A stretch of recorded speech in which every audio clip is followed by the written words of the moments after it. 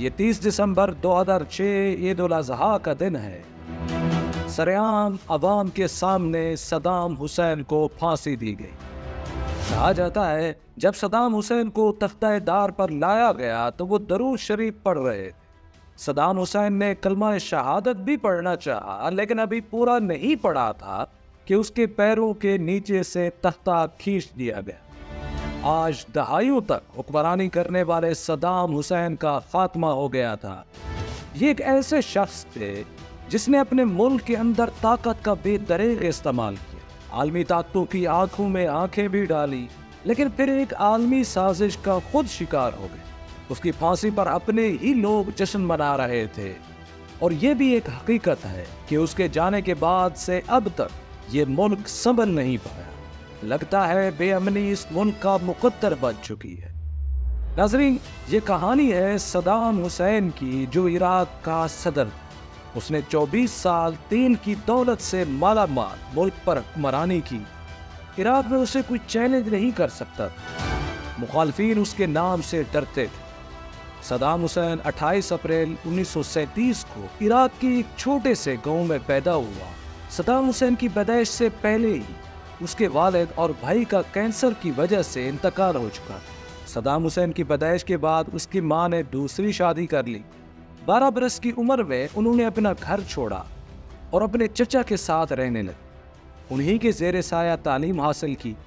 ناظرین، جب Saddam Hussein 20 سال کے ہوئے تو تعلیم چھوڑ کر سیاست میں دلچسپی لینا شروع کی۔ عراقی انقلابی بعث پارٹی میں شمولیت اختیار کی۔ 1958 کے انقلاب میں عراق میں برطانیہ حامی بادشاہت کے خاتمے کے بعد ملک میں پرتشدد دور کا آغاز ہوا۔ صدام حسین کے لیے 60 کی دہائی اہم ترین ثابت۔ عراقی بعث پارٹی کے رکن کی حیثیت سے صدام پارٹی کے ایک سینئر رہنما اور ان کے چچا کے قریبی رشتہ دار حسن الباقر کے قریبی ساتھی بننے میں کامیاب ہو۔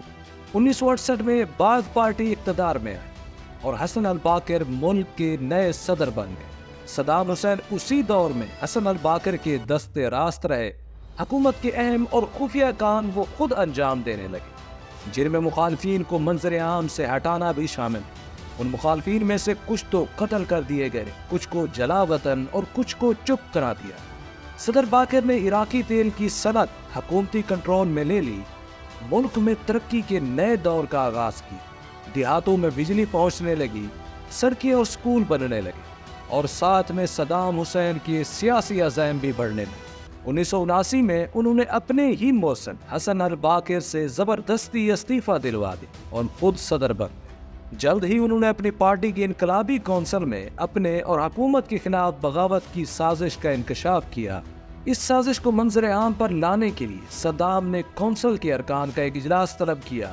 اس میں صدام حسین اسٹیج پر بیٹھے سگار پیتے دکھائی دیتے، جبکہ بغاوت میں ملوث افراد کے نام کی فہرست بآواز بلند پڑھی جاتی ہے، جنہیں باری باری اجلاس سے باہر لے جا کر گرفتار کیا گیا، بعد میں فائرنگ اسکواڈ کے ذریعے قتل بھی کروا دیا۔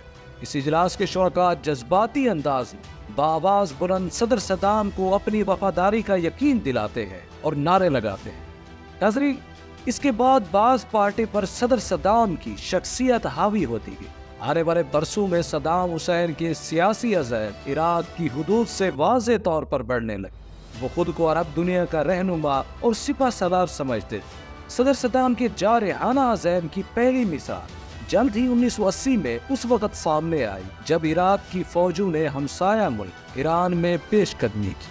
ایران میں اس وقت امام خمینی کی قیادت میں انقلاب آ چکا تھا۔ امام خمینی اور صدام حسین ایک دوسرے کے سخت مخالف۔ صدر صدام کی توقعات کے برعکس یہ جنگ انہیں بڑی مہنگی پڑی۔ 8 برس جاری رہنے والی اس جنگ میں دونوں طرف سے 10 لاکھ افراد ہلاک ہوئے۔ اس کے علاوہ جنگ کے نتیجے میں عراق کے خزانے پر بڑا بوجھ پڑا۔ لیکن صدام حسین کی یہاں بس نہیں ہوئی۔ ایران سے جنگ کے بعد انہوں نے کویت سے عراق کے قرضے معاف کرنے اور تیل کی قیمتیں بڑھانے کا مطالبہ کیا۔ کویت کے مسلسل انکار کرنے پر وہ سیخ پا ہوئے اور انہوں نے کویت پر عراقی تیل چوری کرنے کا الزام عائد کیا، اور اگست 1990 میں عراقی فوجیں کویت میں داخل ہوئی اور کویت پر قبضہ کر۔ صدام حسین کو یہ فوجی اقدام بڑا مہنگا تھا۔ ان کو توقع تھی کہ بڑی طاقتیں جنہوں نے ایران کے خلاف ان کی جنگ میں ایران کا بھرپور ساتھ دیا تھا، اب اگر ان کی کھل کر حمایت نہ بھی کرے تو کم از کم مخالفت بھی نہیں کریں گی۔ لیکن حالات بدل چکے۔ امریکہ اور برطانیہ کے لیے خلیج میں اپنے مفادات یعنی تیل اور اسرائیل کی حفاظت ہر قیمت پر ضروری تھی، اور اسی لیے امریکی قیادت میں آپریشن ڈیزرٹ سٹروم کے تحت امریکہ اور برطانیہ نے عراق پر جنگ مسلط کر۔ امریکہ مسلسل اس بات پر بضد رہا کہ عراق کے پاس وسیع تباہی کے ہتھیار ہیں، اور اس کے علاوہ عراق پر جوہری ہتھیار بنانے اور حاصل کرنے کا الزام بھی لگایا۔ اس لیے عراق پر فروری 2003 میں امریکہ نے دوبارہ حملہ کیا۔ 3 ہفتوں میں ہی صدام حسین کی 24 سال کی حکومت کا خاتمہ کر دیا گیا۔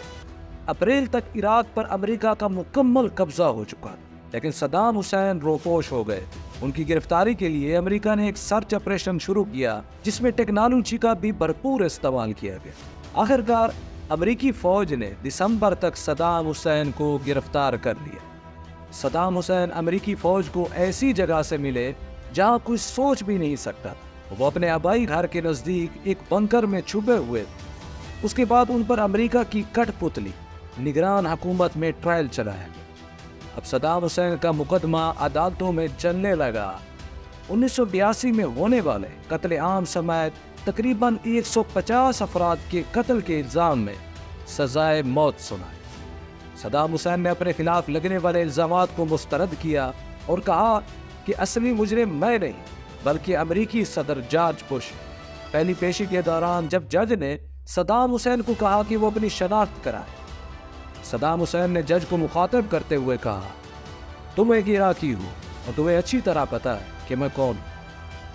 ٹرائل کے دوران صدام حسین اس بات پر بھی ڈٹے رہے کہ وہ اب بھی عراق کے آئینی صدر ہیں۔ ایک جج نے انہیں سابق صدر کہا تو صدام حسین نے اسے یاد دلایا کہ وہ اب بھی عراق کے صدر ہیں، لہذا انہیں سابق عراقی صدر نہ کہا جائے۔ صدام حسین کی پھانسی کے لیے عید الاضحیٰ کا دن مقرر کیا گیا۔ انہیں 30 دسمبر 2006 کو عوام کے سامنے سرعام پھانسی دی گئی۔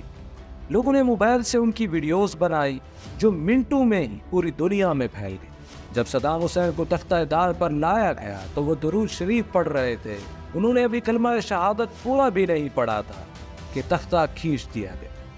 صدام حسین کو اتوار کی صبح ان کے آبائی گاؤں میں دفنایا گیا۔